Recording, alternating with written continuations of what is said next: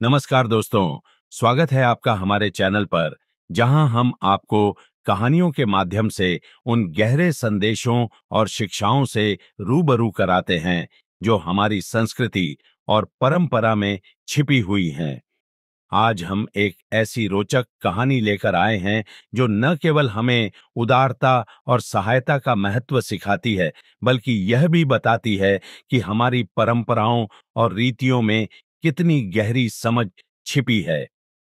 ये कहानी एक साधारण महिला सुमीरा की है, जिसने अपने जीवन में दूसरों की भलाई के लिए अपने घर की कई चीजें बांट दीं, लेकिन इसका नतीजा कुछ ऐसा हुआ जो उसने कभी सोचा नहीं था। तो चलिए जानते हैं इस दिलचस्प कहानी को और समझते हैं कि हमारी संस्कृति में किन किन चीजों के बारे में कहा गया है कि उन्हें दूसरों को देने से क्या प्रभाव पड़ता है। यह कहानी प्राचीन काल की है, जब एक नगर में सुमीरा नाम की स्त्री अपने पति और सास ससुर के साथ रहती थी। सुमीरा एक बहुत ही दयालु और उदार स्वभाव की महिला थी। वह दिन रात घर के कामकाज में लगी रहती और अपनी जिम्मेदारियों को पूरी श्रद्धा से निभाती थी। उसका जीवन एकदम साधारण और अनुशासित था। हर दिन सुबह जल्दी उठती, आंगन को स्वच्छ करती, रंगोली बनाती, तुलसी को जल देती और देवी देवताओं की पूजा करती थी। उसका मन बहुत शांत और संतुष्ट रहता था। सुमीरा का जीवन सेवा, प्रेम और सच्चाई का प्रतीक था। अपने परिवार के प्रति उसके प्रेम और भक्ति के कारण सभी उससे बहुत खुश रहते थे। वह समाज में भी अपनी सहृदयता के लिए जानी जाती थी। वह हमेशा दूसरों की मदद के लिए तैयार रहती और लोगों की जरूरत को पूरा करने में अपनी चीजें खुशी खुशी दे देती थी। धीरे धीरे उसकी उदारता का गुण उसे उसके पड़ोसियों में और भी सम्मानित बना देता है। एक दिन सुमीरा की पड़ोसन उसके पास आई। उसने बताया कि उसके घर में कुछ मेहमान आए हैं और वह उनके लिए भोजन बना रही है, लेकिन लेकिन उसके पास चकला बेलन और तवा नहीं है। उसने सुमीरा से ये चीजें मांगी ताकि वह रोटियां बना सके। सुमीरा ने बिना कुछ सोचे समझे अपने चकला बेलन और तवा उसे दे दिया। उसने सोचा, इसमें क्या हर्ज है, ये तो साधारण चीजें हैं, किसी के काम आ जाएंगी तो अच्छा ही है। कुछ दिनों बाद एक और पड़ोसन आई और उसने झाड़ू मांगी। उसने कहा कि उसका झाड़ू टूट गया है और उसके पास नया खरीदने का समय नहीं है। सुमीरा ने बिना हिचकिचाए उसे झाड़ू भी दे दिया। उसे लगा कि यह भी एक सामान्य वस्तु है और किसी को देने में कोई हानि नहीं होगी। इसके बाद एक अन्य पड़ोसन आया और उसने सुमीरा से उसकी शादी के गहने और साड़ी मांगी, यह कहते हुए कि उसकी बेटी की शादी होने वाली है और उसे अच्छे वस्त्र और गहनों की जरूरत है।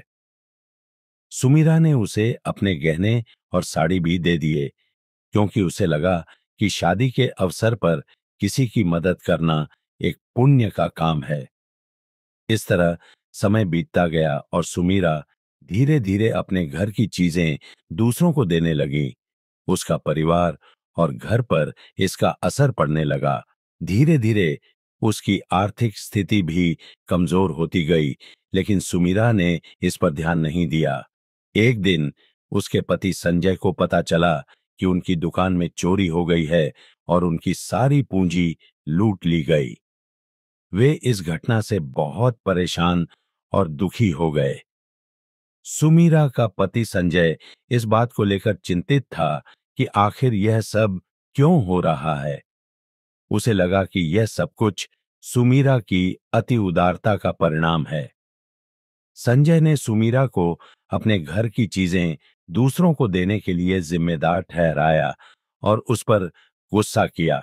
उसने कहा, तुम्हारी इस अति उदारता और दूसरों को बिना सोचे समझे घर की चीजें देने के कारण ही हम पर यह संकट आया है। तुम्हारे कारण हमारी सारी संपत्ति खत्म हो गई है। अब हमारे पास कुछ नहीं बचा है। सुमीरा ने संजय की बातों को सुना और दुखी हो गई। उसे यह समझ नहीं आ रहा था कि आखिर उसकी उदारता और दूसरों की मदद करने का क्या गलत परिणाम निकला। वह बेहद निराश और दुखी हो गई। उसका मन इस बात से खिन्न हो गया कि जिस मदद को वह एक पुण्य मानती थी, वही अब उसके लिए बोझ बन गई थी। अपने इस दुख के साथ सुमीरा माता लक्ष्मी के मंदिर में गई और वहां रोते हुए माता लक्ष्मी से अपनी स्थिति के बारे में बताया। उसने माता लक्ष्मी से प्रार्थना की और कहा, हे मां लक्ष्मी, मैंने हमेशा आपके प्रति श्रद्धा रखी है और आपके सभी नियमों का पालन किया है। मैंने हमेशा दूसरों की सहायता करने की कोशिश की, फिर भी मेरे साथ ऐसा क्यों हुआ?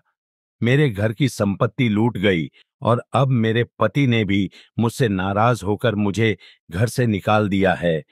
कृपया मुझे बताइए कि मेरी गलती क्या थी?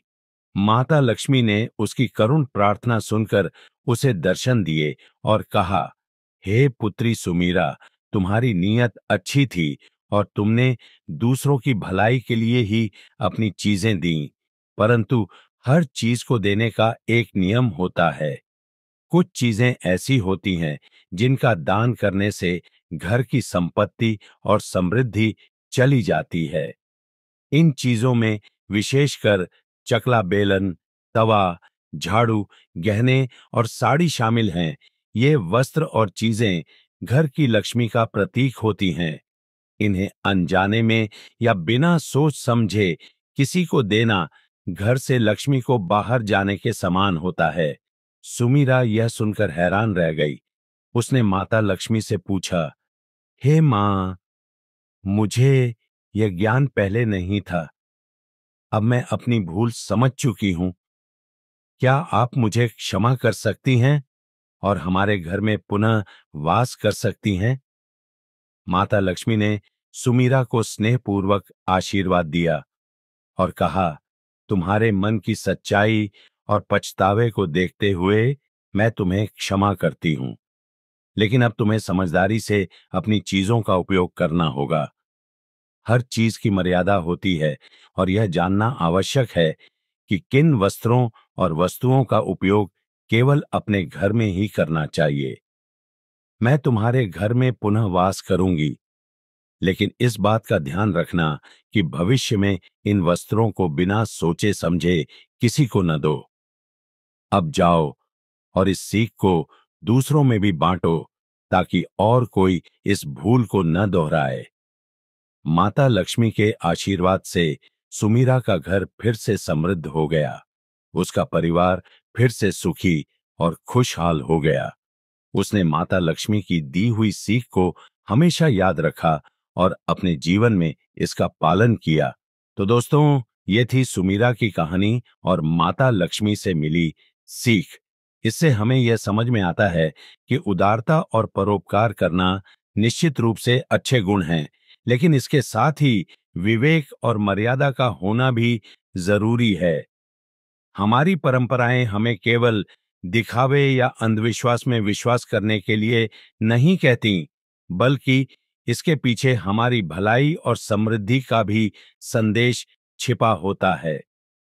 तो अगली बार जब हम किसी को कुछ देने जाएं, तो जरा ठहर कर सोचें कि कौन सी चीजें सही मायनों में दूसरों की मदद करेंगी और कौन सी चीजें हमें और हमारे घर को समृद्ध बनाए रखने के लिए हमारे पास ही रहनी चाहिए। उम्मीद है इस कहानी से आपने कुछ नया सीखा होगा। इस वीडियो को लाइक और शेयर करना न भूलें ताकि और लोग भी इन कहानियों का लाभ उठा सकें। मिलते हैं अगले वीडियो में। तब तक के लिए धन्यवाद।